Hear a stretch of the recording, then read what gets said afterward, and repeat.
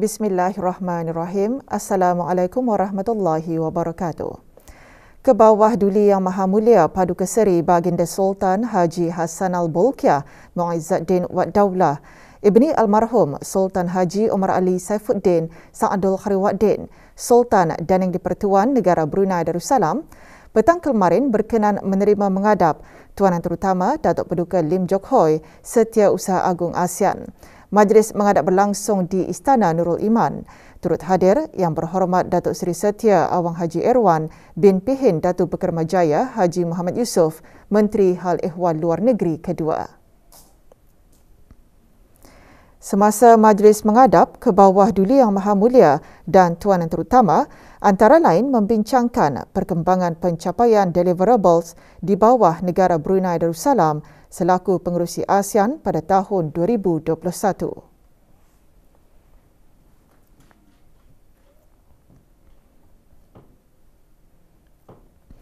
174 dos vaksin telah diberikan kepada kanak-kanak berumur 5 hingga 11 tahun pada 15 April 2022 yang membawa kepada jumlah keseluruhan pemberian dos pertama vaksin kepada 9,490 dos iaitu 21.1% dalam kumpulan umur tersebut.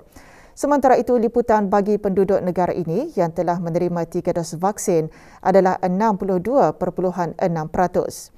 Yang Berhormat Datuk Seri Setia Dr. Haji Awang Muhammad Isham bin Haji Jaafar, Menteri Kesihatan, memaklumkan perkara itu semasa sidang media situasi terkini jangkitan COVID-19 yang berlangsung petang kemarin di Dewan Al-Afiah Kementerian Kesihatan. Petang ini banyak 210 kes baru telah dilaporkan, iaitu 175 kes hasil ujian ART dan 35 kes adalah hasil dari 1,071 ujian makmal RT-PCR. Oleh itu, jumlah keseluruhan kes yang dilaporkan di negara Brunei Darussalam setakat ini ialah 139,847 kes. Statistik harian COVID-19 yang lain pula adalah seperti berikut. Terdapat 3 kes yang dikategorikan dalam kategori 5, yakni mereka yang memerlukan rawatan di unit rawatan intensif ataupun ICU. Manakala tidak ada kes sedang berada di dalam kategori 4, yakni mereka yang memerlukan bantuan oksigen ataupun di bawah pemantauan rapi. Sebanyak 387 kes telah disahkan sembuh yang membawa jumlah kes yang sembuh kepada 138,167 kes. Jumlah kes aktif sekarang pula ialah sebanyak 1,463 kes, iaitu 48 kes sedang berada di hospital manakala 1,415 kes sedang menjalani pengasingan diri di rumah. Pemberian suntikan dos ketiga vaksin COVID-19 atau dos penggalak bagi golongan kanak-kanak dan remaja berumur 12 hingga 17 tahun diadakan kemarin di semua pusat vaksinasi di seluruh negara. Program yang bermula sejak November tahun lalu itu melibatkan pemberian dos vaksin jenis Pfizer dan Moderna. Bagi golongan tersebut yang telah mendapatkan dos kedua dalam masa sekurang-kurangnya 3 bulan yang lalu, kini boleh menempah slot vaksinasi dos ketiga melalui aplikasi BruHealth. Kuatkan lagi lah immune system and badan tani and to protect from COVID-19 and kuatkanlah juga antibody. Pemberian dos ketiga vaksin COVID-19 bukan sahaja dapat membantu mengawal penularan tetapi juga menjaga dan melindungi kanak-kanak dari kesan-kesan jangkitan COVID-19.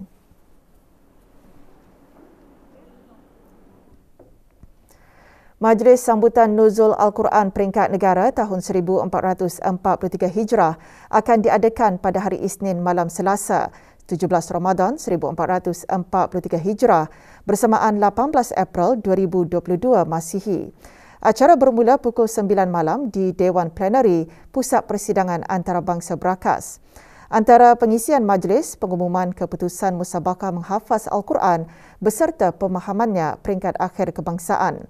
Bagi memastikan kelancaran sambutan, kemarin diadakan latihan penuh majlis tersebut. Hadir Yang Amat Mulia Pengiran Indra Setia Diraja Sahibul Karib, Pengiran Anak Haji Idris bin Pengiran Maharaja Lela Pengiran Muda Abdul Kahar, Yang di-Pertua Adat Istiadat Negara selaku penasihat bersama Jawatan Kuasa Tertinggi Majlis Sambutan Hari-Hari Kebesaran Islam Peringkat Negara tahun 1443 Hijrah. Dalam sama-sama mengawal dan membendung penularan wabak COVID-19, para jemputan hendaklah mematuhi garis panduan yang telah ditetapkan. Tempat sembahyang juga disediakan press conference hall bagi jemaah lelaki dan surau ICC bagi jemaah perempuan.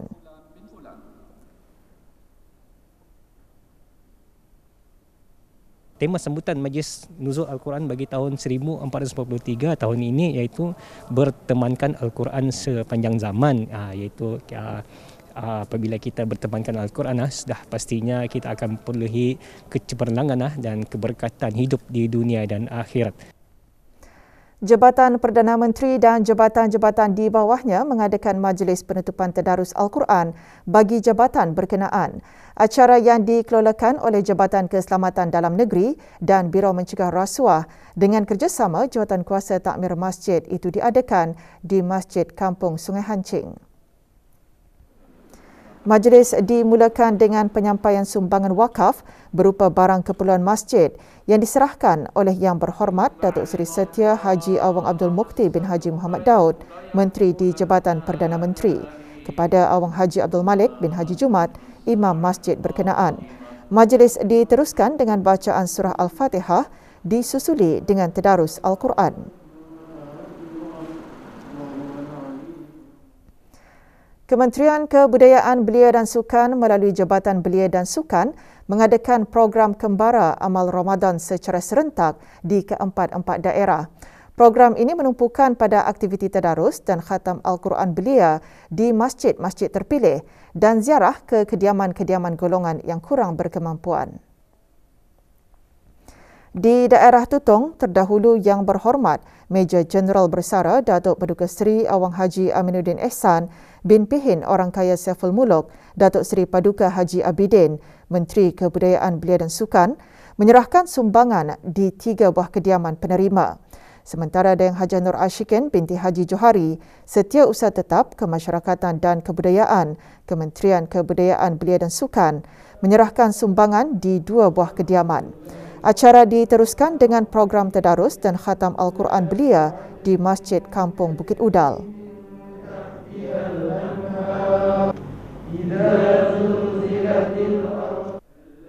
Sementara di daerah Brunei dan Muara, program tadarus dan khatam Al-Quran diadakan di Masjid Kampung Tanah Jambu.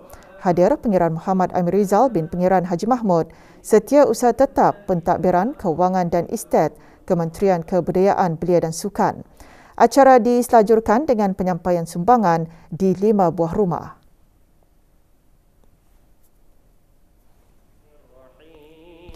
Bagi daerah Temburong pula, acara diadakan di Masjid Pengiran Haji Abu Bakar, Kampung Bokok.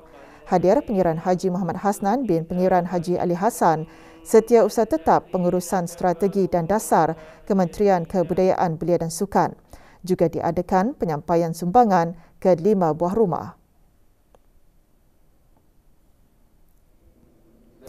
Manakala di daerah Belait, program diadakan di Masjid Muhammad Jamalul Alam.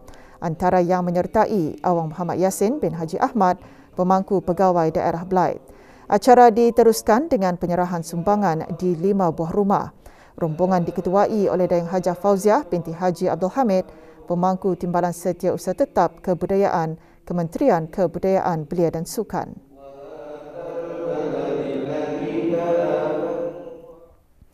Pasukan Polis Diraja Brunei mengadakan majlis membaca surah Yasin dan tahlil bagi almarhum Sultan Haji Omar Ali Saifuddin Sa'adul Khariwaddin, almarhumah Duli Raja Isteri Pengiran Anak Damit dan almarhum Duli Yang Teramat Mulia Paduka Seri Pengiran Muda Haji Abdul Azim. Majlis berlangsung di Kubah Makam Diraja. Hadir Datuk Paduka Seri Haji Awang Muhammad Irwan bin Haji Hambali, Pesuruhjaya Pasukan Polis Diraja Brunei. Majlis yang dikendalikan oleh Badan Ugama Islam Pasukan Polis Diraja Brunei ini bertujuan untuk menyemarakkan dan memperoleh lagi keberkatan sempena bulan Ramadan.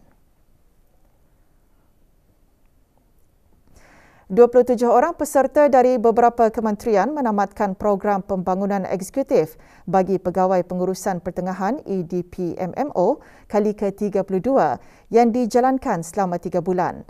Petang kemarin diadakan majlis penyampaian sijil.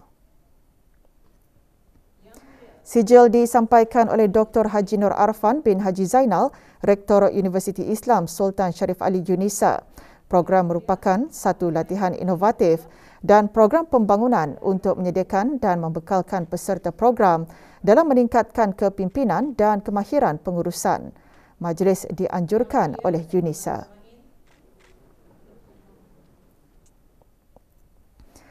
Satu orang pelajar kurang berkemampuan dan anak yatim menerima sumbangan pada majlis penyampaian Barakah Ramadan anjuran Kolej Universiti Perguruan Ugama Seri Begawan Kupu SB. Penyampaian sumbangan diadakan secara pandu lalu. Sumbangan diserahkan oleh Datin Dr. Hajah Nur Hera binti Haji Nur Kasih, pemangku penolong Rais Kupu SB. Para penerima terdiri daripada pelajar dan anak yatim yang terpilih daripada kalangan warga Kupu SB. Majlis merupakan acara tahunan di bawah program Ihya Ramadan yang antaranya bertujuan mengambil iktibar perkara berkebajikan daripada perilaku Rasulullah SAW pada bulan Ramadan agar dapat diteruskan dalam bulan-bulan seterusnya.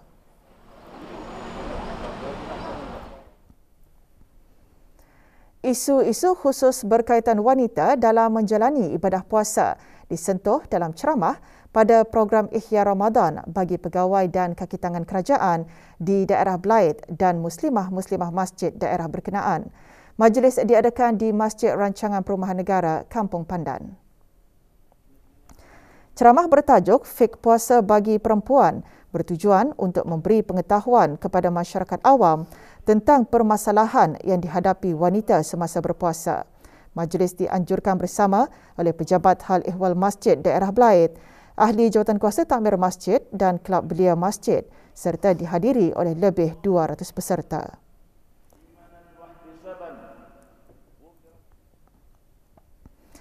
Pelbagai jenis barangan boleh didapati di Bazar Aidilfitri, anjuran Majlis Perundingan Kampung MPK Sungai Bunga dengan kerjasama Jabatan Daerah Brunei dan Muara.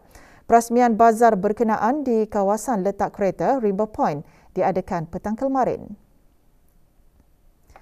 Bazar dirasmikan oleh Awang Haji Amirul Hafizin bin Haji Muhammad, penolong pegawai daerah Brunei dan Muara. Terdahulu diadakan penyampaian sumbangan kepada 28 orang anak yatim Majlis Perundingan Kampung Sungai Bunga dan kampung-kampung di sekitarnya.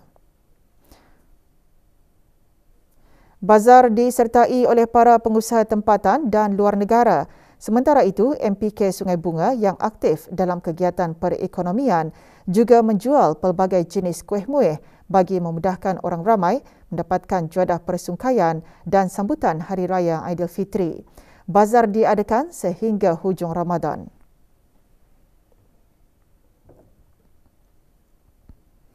Sukan, satu perlawanan separuh akhir Piala FA England berlangsung malam tadi.